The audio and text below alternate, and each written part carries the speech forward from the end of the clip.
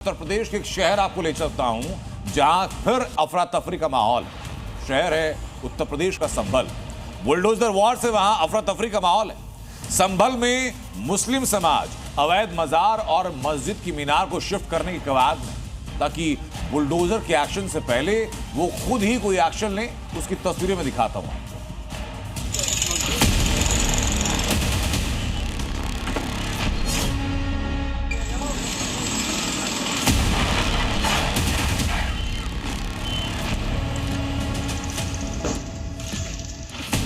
संभल में अवैध मस्जिद और मजारों पर लगातार बुलडोजर कार्रवाई हो रही है, मगर संभल के मुसलमानों का मोह इन अवैध निर्माण से खत्म नहीं हो रहा।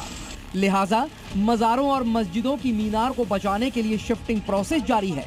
पिछले हफ्ते संभल की एक मजार को शिफ्ट कराया गया और अब रज़ाए मुस्तफा मस्जिद की मीनार को सही सलामत बचाने की कवायद की जा रही है। दरअसल संभल जिले की चंदौसी की रज़ाए मुस्तफा मस्जिद नगर पालिका की जमीन पर बनी थी, जिसे प्रशासन ने हटाने का फैसला किया।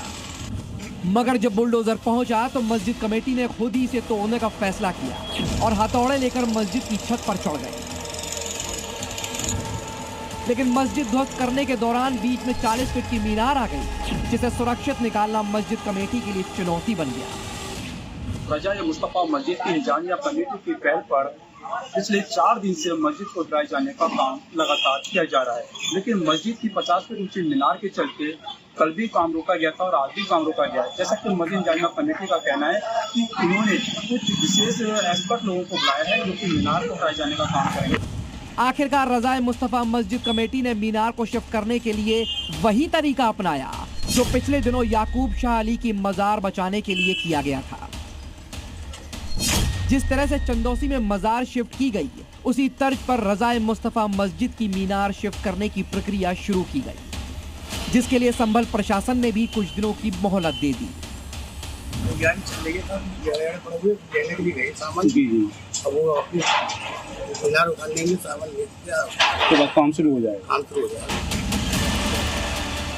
मस्जिद की मीनार शिफ्ट करने के लिए इंजीनियर्स को बुलाया गया, जिन्होंने मजदूरों की मदद से मीनार पर बांस बल्ली का सपोर्ट लगाया और फिर धीरे धीरे शिफ्टिंग शुरू की। मस्जिद की मीनार सुरक्षित हटने से संभल के मुसलमान राहत की सांस ले रहे हैं। मगर सवाल है कि आखिर संभल के भाईजान कितनी मजार और मीनार बचाएंगे और पुलिस प्रशासन कब तक मियाद बढ़ाता रहेगा, क्योंकि पिछले 10 दिनों के अंदर 3 अवैध मस्जिद और मजार बुलडोजर की जद में आ चुके हैं, जिन्हें या तो जमींदोज किया गया या फिर कहीं और शिफ्ट कराया जा रहा है। मगर संभल में जिस रफ्तार से अवैध धार्मिक इमारतों की लिस्ट निकल रही है, ये सिलसिला फिलहाल रुकता नजर नहीं आ रहा। संभल से जी मीडिया के लिए सुनील सिंह की रिपोर्ट। और अब बात महाराष्ट्र में समाजवादी पार्टी के अध्यक्ष अबू आजमी। एक बार फिर अबू आजमी ने बयान दिया और एक बार फिर अबू आजमी के बयान पर विवाद खड़ा हुआ। बयान दिया सोलापुर, निशाने पर थे उत्तर प्रदेश के मुख्यमंत्री योगी आदित्यनाथ। अबू आजमी ने महाराष्ट्र की सबसे बड़ी धार्मिक यात्रा के दौरान होने वाली भीड़ पर सवाल उठाया और आरोप लगाया कि हिंदू त्योहारों का मुसलमान विरोध नहीं करते हैं, लेकिन उत्तर प्रदेश में सीएम योगी सड़क पर नमाज पढ़ने वालों पर कार्रवाई करते हैं।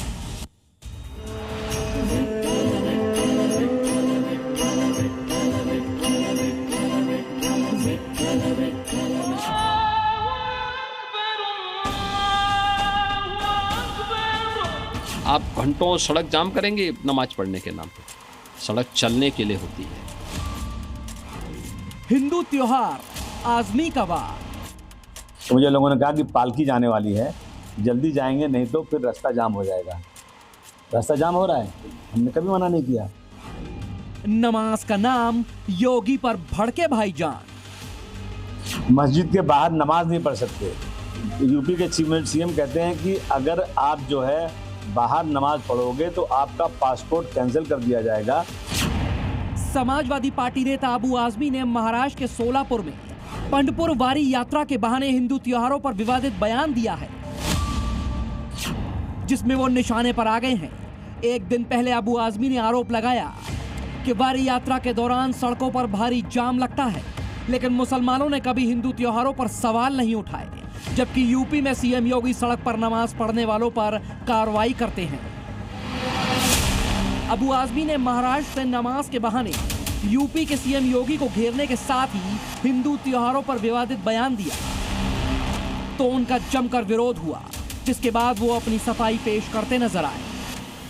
कुछ मस्जिदों में, हर मस्जिद में भी नहीं, बाहर 5-10 मिनट के लिए नमाज पढ़ने आते हैं, लेकिन उसके लिए यूपी के सीएम कहते हैं कि अगर आप जो है बाहर नमाज पढ़ोगे तो आपका पासपोर्ट कैंसिल कर दिया जाएगा और आपका ड्राइविंग लाइसेंस भी कैंसिल कर दिया जाएगा। मैं आ रहा था अगर पूना से, तो मुझे लोगों ने कहा कि पालकी जाने वाली है, जल्दी जाएंगे नहीं तो फिर रास्ता जाम हो जाएगा।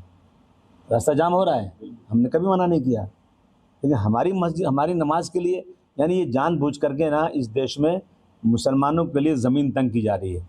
हम अपने हिंदू भाइयों को इस में धूप में खड़े हैं, अगर वो गणपति में जा रहे हैं, नवरात्रि में जा रहे हैं और कहीं भी कुछ ऐसा फंक्शन का, हम उनको शरबत पिलाना।